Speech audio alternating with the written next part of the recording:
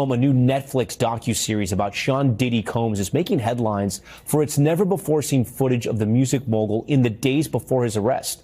Now, Combs is threatening legal action against the streamer for airing the unauthorized footage. Behind the series is Combs' longtime rap rival 50 Cent and director Alexandria Stapleton. We've reached a point where the boundary between payback and accountability isn't just unclear. It's been completely demolished, and the person wielding that sledgehammer is none other than Curtis 50 Cent Jackson, who just released a 4-part Netflix explosive called Sean Combs: The Reckoning.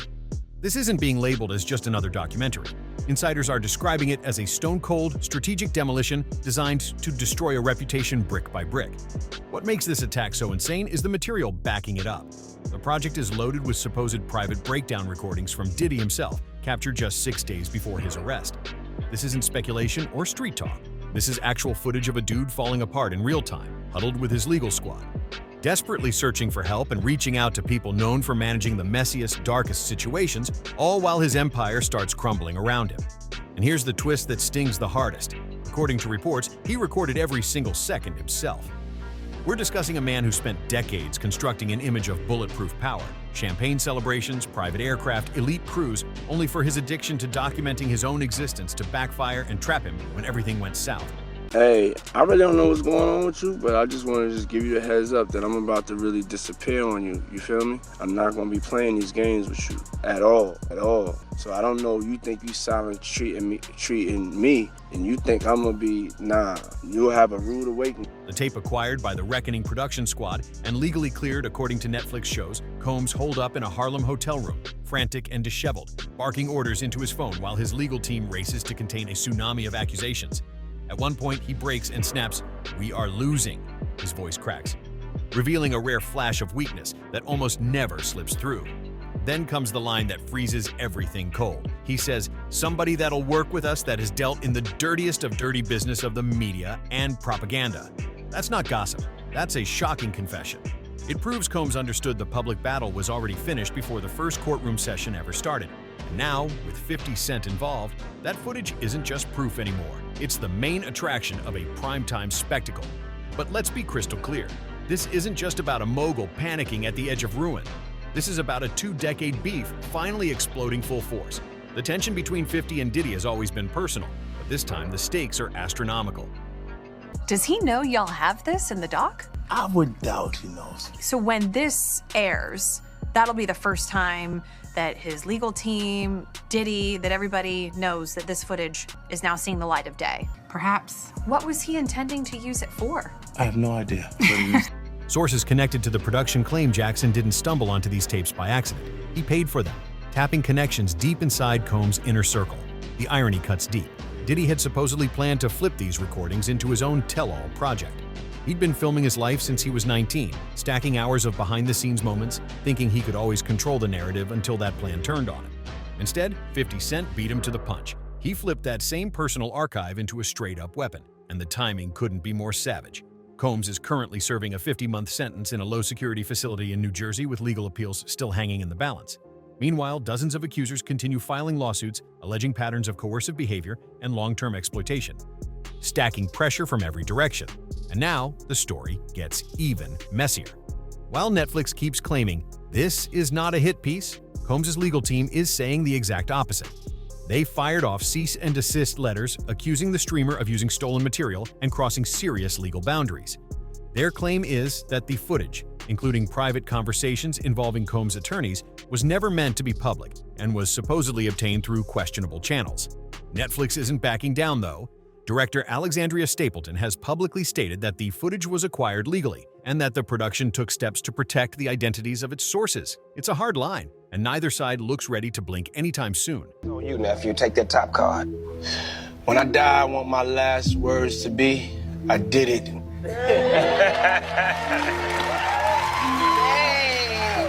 But let's not kid ourselves. This isn't just about legal paperwork and fine print. It's about power, and the optics are brutal.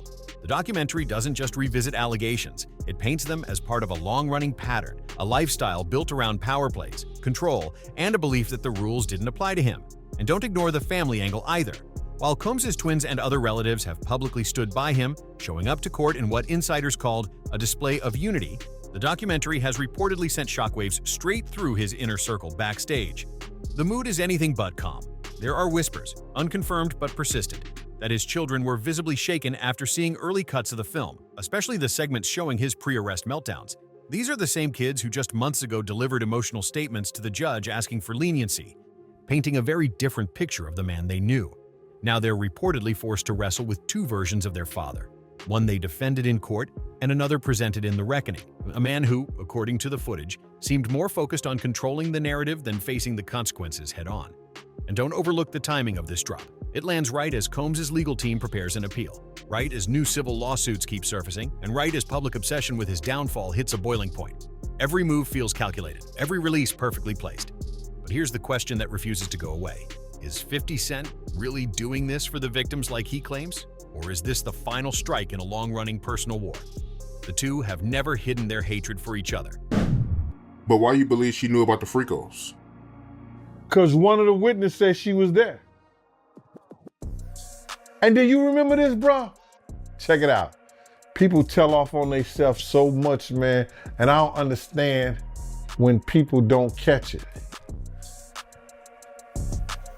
Diddy has said this. He said, when I give a party, I have to have an ambulance outside of the house. Paramedics ready. That people have to take IVs. Remember the time that him and his mama kissed each other on the lips? Yeah, I remember that video. Do you remember that both of them was getting an IV at the same time? Yeah, I did notice that, yep. That's from the Diddy freak off party. And I'm gonna say allegedly. So let me ask you this. You knowing her at one point, you knowing her personally, is she the kind of person that, will be a part of a freak off or no? I think that she liked to party and she partied with young people. She's always been like that. She always copied or emulated Lil' Kim and Mary J. Blige, or they emulated her.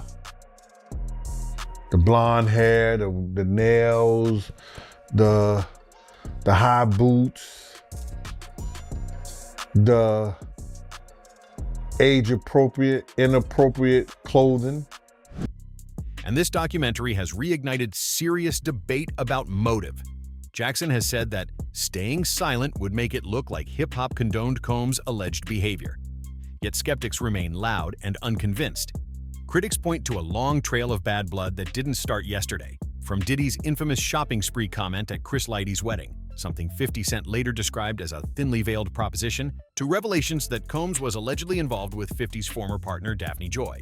Reports claim he even paid her a monthly stipend tied to his notorious private gatherings, adding gasoline to an already raging fire. Then there's the leaked audio that turned heads everywhere. In it, Combs is supposedly heard berating Joy for ignoring him, warning that her payments would be cut if she didn't get back to work.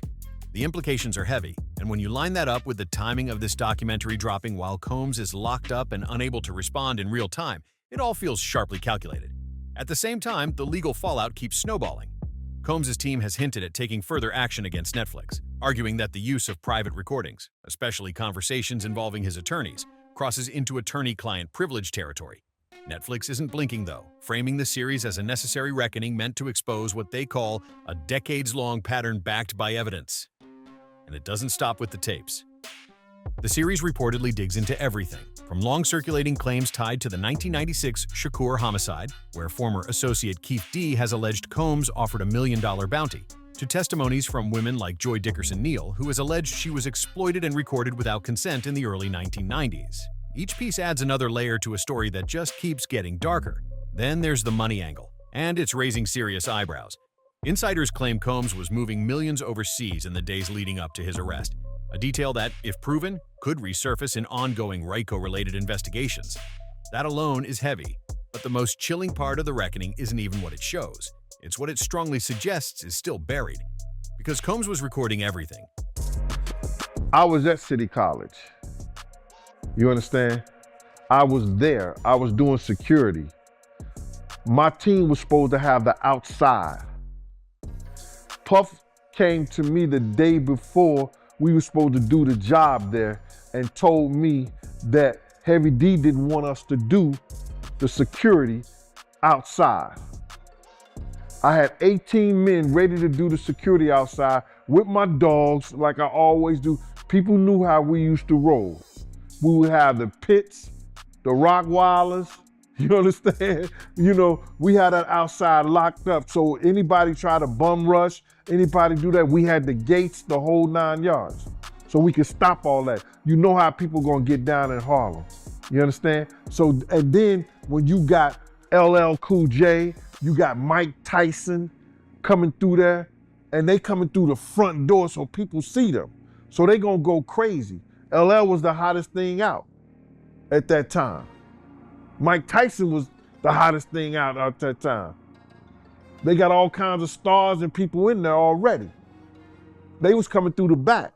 They came through the front. And it caused the door to be bum rushed. But if they had the gates up, if they had the dogs, and with the help of the police, that shit would have never happened, bro. That shit would have never happened. I was there, I saw it. I saw Jessica run down the steps after she grabbed the money box because my man Eddie was protecting her. And Eddie's the one called me on the walkie-talkie and said, yo, Jessica just locked me in outside the gym, Gene. You couldn't go down the steps after they bum rushed the door. You understand? I had to run around the whole gym on the outside, around the gym, down the steps, run across the basketball court, and open the front door. When I opened that one door, because it pushed inside, people start squeezing through that. Then I just kept doing the doors, and people was coming in there, falling dead, right out, just falling out right there. And once they got in there, they just fell out. It was crazy, bro. So the real question becomes, what else is out there? The documentary hints at a massive vault of unreleased material, from his infamous private gatherings to behind-the-scenes interactions with other high-profile figures who've since gone silent and created distance. And with 50 Cent now positioned as the architect behind this takedown, it's no longer just about what's being revealed. It's about what's being deliberately held back. Because if this is truly a reckoning, it's nowhere near finished. The first domino has already tipped. The tapes are public. The legal fights are heating up, and somewhere inside a prison cell, Sean Combs is reportedly watching his legacy crack in real time, one explosive frame after another. Now pull the curtain back even further. Sources familiar with both camps say 50 Cent's documentary feels less like entertainment and more like a surgical strike.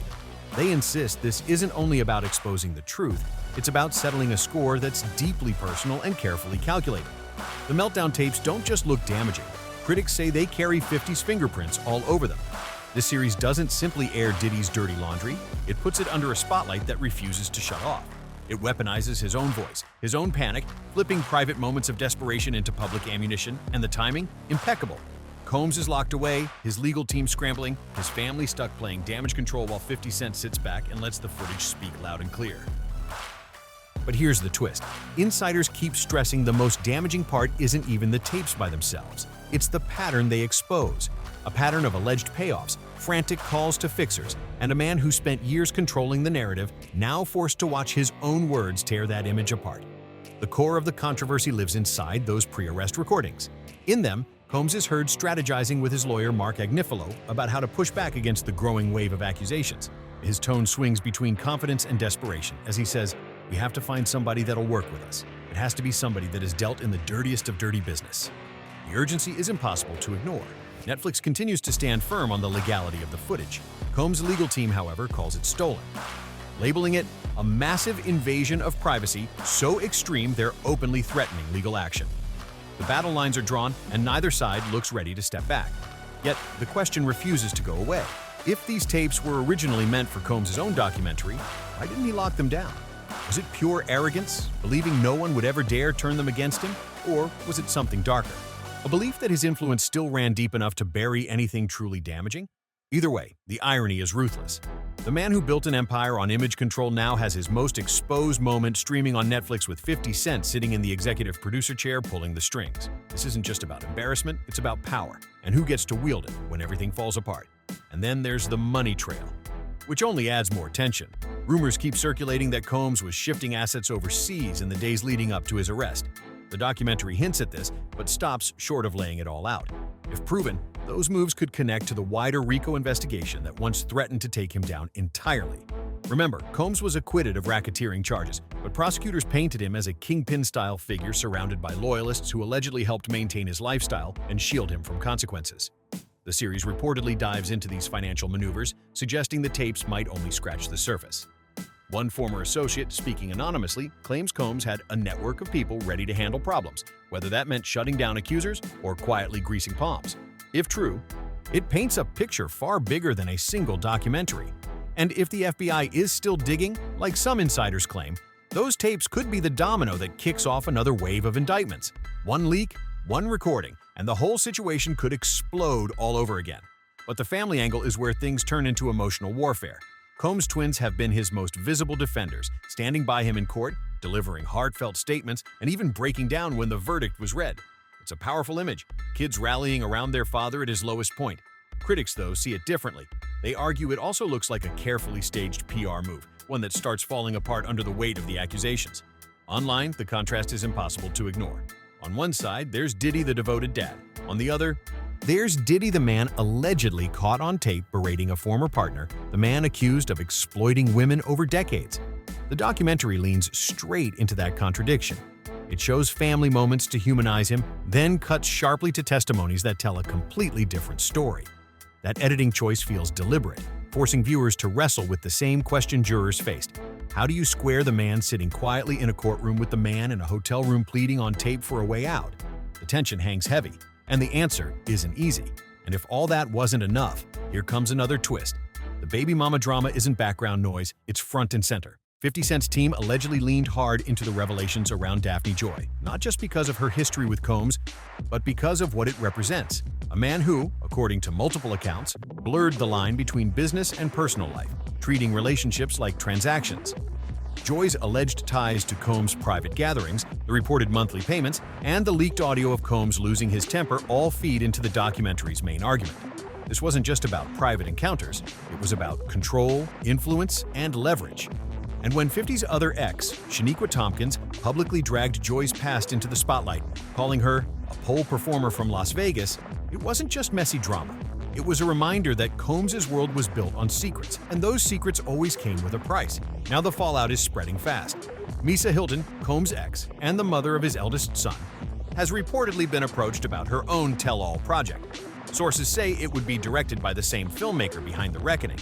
Texts obtained by media outlets allegedly show Hilton appearing eager to frame the story around Combs' influence on hip-hop and the bad boy legacy while peeling back what was happening behind the scenes. The storm keeps growing and more voices may be lining up. The story is far from finished. Misa Hilton's potential involvement could open a whole new front in this ongoing war, especially given her long and complicated history with Combs. Her appearance at the trial, arriving with a walker, was seen by many as a silent but powerful statement that spoke louder than words.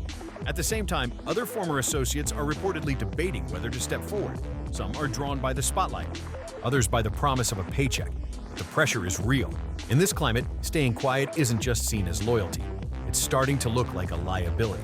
Then there's the Shakur angle, and it lands like a bomb. The documentary doesn't just briefly mention it. It lingers on former gang associate Keefe D's long-standing claim that Combs offered $1 million bounty connected to Shakur's killing. The allegation itself isn't new, but placed alongside the tapes, it suddenly feels heavier and harder to dismiss. The series frames this claim as part of a broader pattern.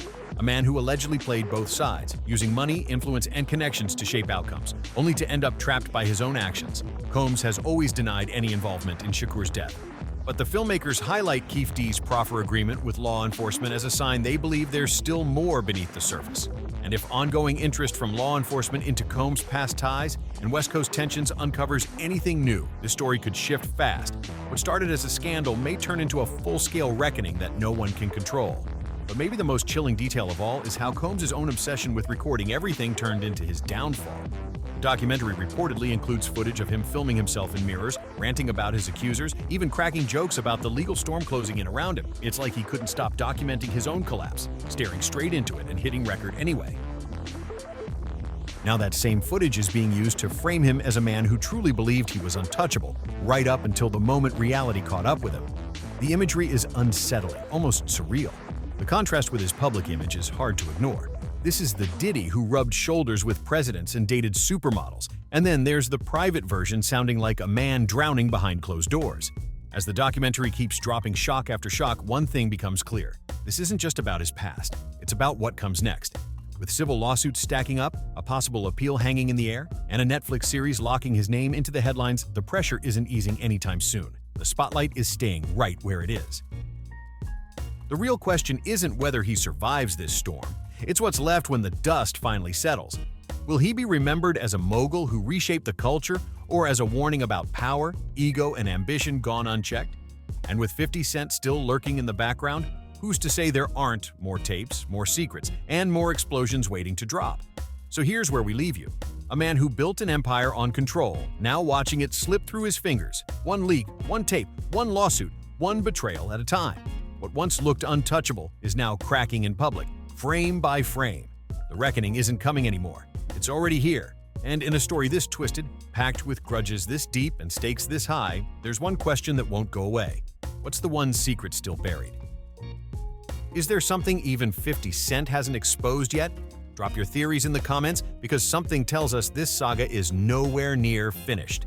Stay curious, stay locked in, and remember, hip-hop isn't just music, it's power, ego, and consequences. Crowns don't come free, and every throne has a cost. If you made it this far, don't forget to smash that like button, subscribe to the channel, share it with someone who needs to see it, and comment your take below. We're reading everything. Keep your eyes open and your popcorn ready. This show isn't over, it's just getting started.